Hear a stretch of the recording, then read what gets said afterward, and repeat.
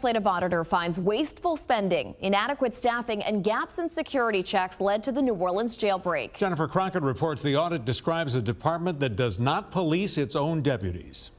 The legislative audit just released today scrutinized 3 years of operations at the Orleans Parish Sheriff's Department. It found over 1,000 instances of potential payroll fraud, leading to chronic staff shortages and missing cell block security patrols. The 2025 prison break at the Orleans Justice Center triggered today's report. 10 inmates then cutting through a hole through a cell and jumping fences to escape. The week of the jailbreak, the auditor found deputies performed less than 30% of required cell checks, and some cell blocks just performing 4% of those timed security patrols. Staffing is a source of the problem, according to the report, with some deputies allowed to double book shifts, staffing off-duty details at the same time they're scheduled to secure the jail.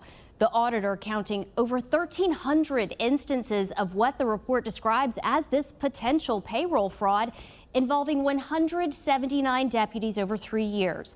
In an official response, Sheriff Susan Hudson disagreed with half of the auditor's recommended solutions and said the report lacks context, making it misleading.